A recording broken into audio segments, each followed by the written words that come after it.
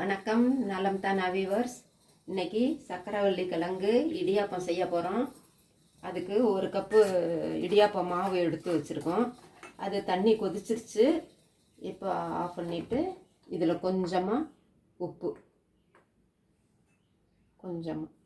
உப்பு கலந்து இந்த தண்ணியை கொஞ்சமாக ஊற்றணும். கொஞ்சமாக ஊற்றணும்.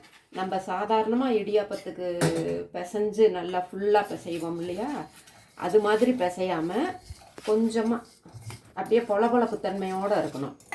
அதுக்கப்புறமேலு சர்க்கரை கிழங்கு வேக வச்சதை இதில் ஸ்மாஷ் பண்ணி இதில் கலப்போம். அதனால் அந்த ஈரப்பசை வேறு இருக்கும். அதனால் அதையும் இதில் போட்டு பிசைகிறதுனால கொஞ்சமாக ஊற்றி அந்த பொலபொலப்பு தன்மையோடு இருக்கணும். அதுக்கப்புறம் நல்லா பிசைஞ்சு இடியாப்பாச்சில் அதை புழிஞ்சு இதுக்கு நெய் ஊற்றணுமா என்ன? நெய் இப்போ வேண்டியதில்லை.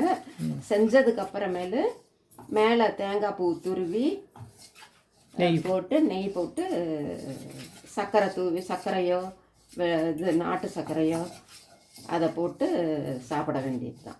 இது சக்கரவள்ளி கிழங்கு ஏற்கனவே ஸ்வீட்டாக இருக்கும்ல, அது கொஞ்சம் ஸ்வீட்டு இருந்தாலும் அந்த நம்ம சாப்பிட்ற அளவுக்கு ஸ்வீட்டு பத்தாது. இப்போ இதை கொஞ்சமாக கலந்து வச்சாச்சு.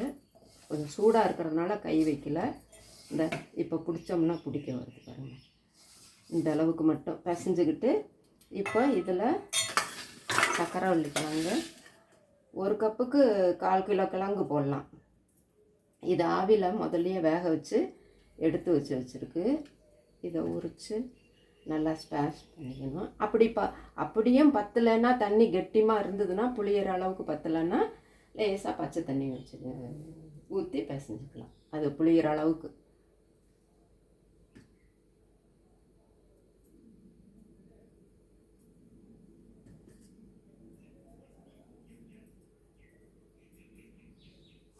இது ஆவியில் வேக வச்ச கிழங்கு. நம்ம சாதாரணமாக தண்ணி ஊற்றி அவங்கவுங்க எப்படி வேக வைப்பாங்களோ அது மாதிரி எடுத்து வச்சுக்கலாம்.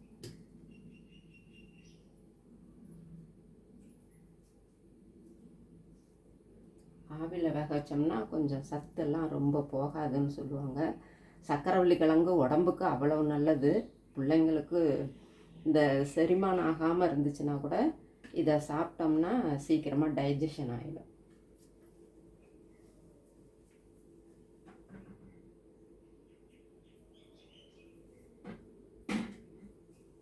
போதுமா கிழங்கு?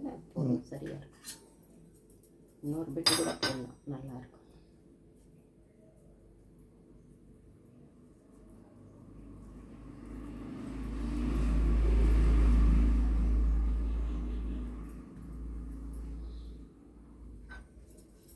நல்லா இந்த ஸ்மாஷர் வச்சு நல்லா ஸ்மாஷ் பண்ணிடணும், கட்டி இல்லாமல். என்ன இந்த குழாவில், இடியாப்பா குழாவில் கொஞ்சம் இறங்குறது கஷ்டமாக இருக்கும் இல்லையா, அதுக்காக தான் இப்படி செய்யுது.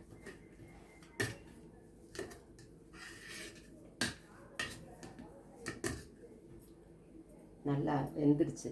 ஒரு 15 நிமிஷம் ஆவியில் இது மாதிரி கட் பண்ணி வச்சோம்னா நல்லா வெந்துடுது. இந்த இப்போ இதை இதில் போட்டுடலாம். மாவு இதில் போட்டாலும் சரி.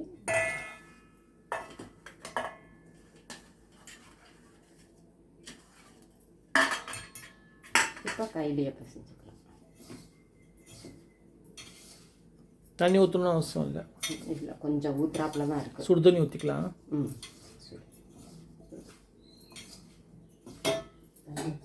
தண்ணி இருக்குது. நம்ம இடியாப்ப மாவு வீட்டில் ப்ரிப்பேர் பண்ணதாக இருந்தாலும் சரி, கடையில் வாங்கினதாக இருந்தாலும் சரி, எந்த மாவு வேணுமாலும் எடுத்துக்கலாம். இடியாப்ப மாவு மட்டும் கடையில் வாங்கின மாவு கொஞ்சமாக போட்டோம்னா கூட நல்லா ரெக்கம் காணும். கொஞ்சமாக இருக்காப்புல இருக்கும். பிசைய இந்த குழாவில் புளியிற அளவுக்கு இடியாப்பம் வரும்.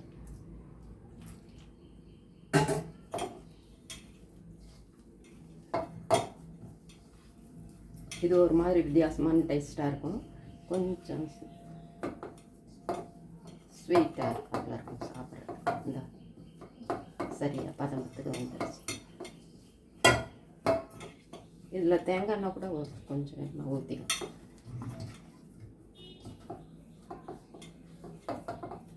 நல்லா மசிஞ்சிருச்சு பாருங்கள். இப்போ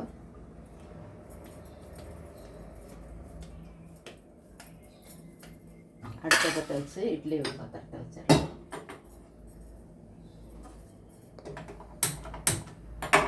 தண்ணி கொதிக்கிறதுக்குள்ள தட்டில் புழிஞ்சு ரெடியாக வச்சிடலாம்.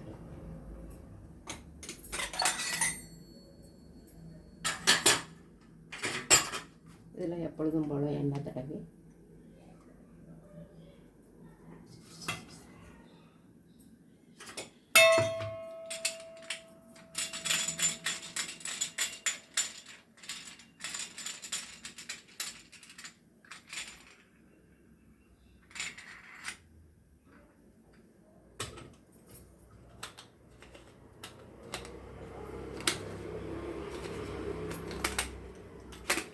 இதுலேயே இப்போ பொடி கொழுக்கட்டை கூட செஞ்சால் கூட நல்லா தான் இருக்கும்னு நினைக்கிறேன். நம்ம இடியாப்ப மாவில் தானே நம்ம கொதிக்கிற தண்ணியை ஊற்றி உப்பு போட்டு நமக்கு வேணுங்கிறது கடுகு உளுந்தம்பருப்பு எல்லாம் தாளித்து கொட்டி செய்யணும் இல்லையா, அது மாதிரி அதே மெத்தடில் இதுலேயும் தாளித்து கொட்டியும் செய்யலாம். வெல்லம் பாகு வச்சு கொஞ்சமாக இதுலேயே ஊற்றி நல்லா பிசைஞ்சு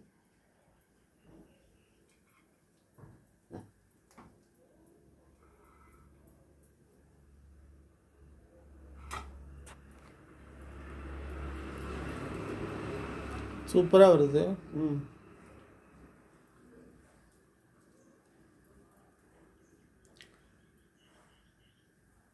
இடியாப்பா அந்த தட்டு இருக்குது, அதுலேயே புரிஞ்சிருக்கலாம். இடியாப்ப தட்டில் இதில் அவள் வேக வச்சு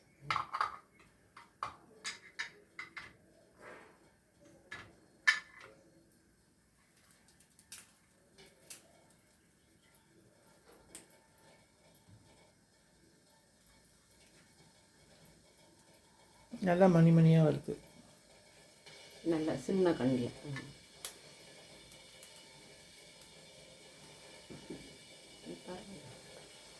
கீழே படுதா தண்ணி சுட்டுருச்சு. தண்ணி கொதிச்சு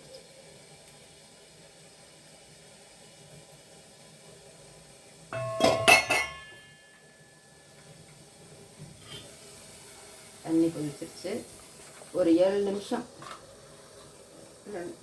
வேக வச்சு எடுத்துகிட்டு காமிக்கிறேன். இப்போ எடுத்ததுக்கப்புறம் மேலே தேங்காய் துருவி நெய் போட்டு சர்க்கரை போட்டு சாப்பிட வேண்டியது.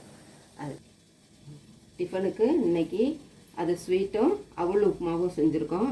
கேரட்டு, ஸ்வீட் கார்ன், குடமிளகாய் இதெல்லாம் போட்டு அதான் அவல் எப்பொழுதும் போல் கெட்டி அவல் எடுத்து ஊற வச்சு ஆவியில் வேக வச்சு எடுத்துக்கிட்டு உப்புமா தாளிக்கிறாப்புல தாளித்து என்ன தாளிக்கிறீங்க? கடுகு, உளுந்தம்பருப்பு, பச்சை மிளகாய், கருவேப்பிலை, கொத்தமல்லி இதெல்லாம் போட்டு தாளிச்சிட்டு குடமிளகாய், கேரட்டு, ஸ்வீட் கார்ன் கொஞ்சம் ஆவிலேயே வேக வச்சு எடுத்து வச்சேன். அதுவும் இதில் இருக்கவும் போட்டேன். அது தேங்காய் பூ துருவி மஞ்சத்தூள் போடுவீங்க? மஞ்சத்தூள் கொஞ்சம் போட்டேன். எலுமிச்சம்பழம், தக்காளி வெண்மாலாம் போட்டுக்கலாம் கட் பண்ணி தாளிக்கிறப்ப. நான் எலுமிச்சம்பழம் ஊற்றிருக்கேன், அதனால் கொஞ்சம் மஞ்சத்தூள் போட்டு இது மாதிரி டிஃபனுக்கு இது செஞ்சுருக்கோம். மார்கழி மாதம் நெய்வேத்தியம் தினம் ஒவ்வொன்றும் செய்கிறோம். அதனால் இன்றைக்கி இதுவும் அந்த இடியாப்பமும் சாமிக்கு நெய்வேத்தியம், மார்கழி நெய்வேத்தியம். மார்னிங் பிரேக்ஃபாஸ்ட்டு வெந்துருச்சு. 7 நிமிஷம் இருக்குது, கரெக்டாக வெந்துருச்சு. இதை எடுத்து தட்டில் வச்சுக்கிறேன். சுடுதா? கொரடை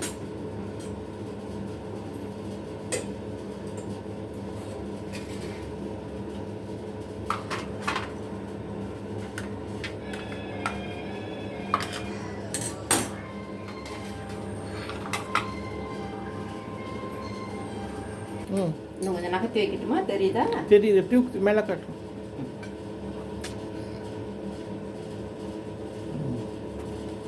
இதில் இப்போ சர்க்கரை தூவி தேங்காய் தூவி விட்டுலாம்.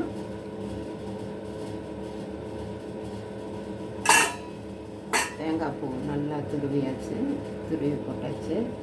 ஏலக்காய் ஏலக்காயும் சத்தமாக பேசுங்க, ம், அப்படியே உள்ளே போயிடுது தொண்டை.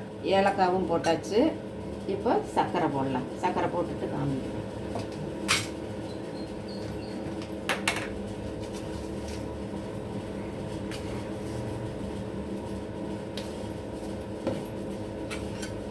சர்க்கரையும் போட்டாச்சு. அப்படியே எடுத்து சாப்பிட வேண்டியது தான். வேணும்னா பிள்ளைங்களுக்கு கொஞ்சம் சாப்பிட எது ஒரு மாதிரி இருந்துச்சுன்னா பால் கூட அதில் லேசாக ஊற்றி சாப்பிட்டுக்கலாம். இல்லைன்னா எல்லாம் ஒன்றா பிசைஞ்சிட்டு அப்படியே பொல பொலன்னு கூட எடுத்து இது என்ன உப்புமா மாதிரி இதையும் ஸ்வீட்டாக வச்சு சாப்பிட்டுக்கலாம். நீங்களும் இது மாதிரி செஞ்சு பாருங்கள். நலம் தானா சேனலுக்கு சப்ஸ்கிரைப் பண்ணுங்கள், பெல் பட்டனை ப்ரெஸ் பண்ணுங்கள். வேறு ஒரு வீடியோவில் பார்க்கலாம். தேங்க்யூ.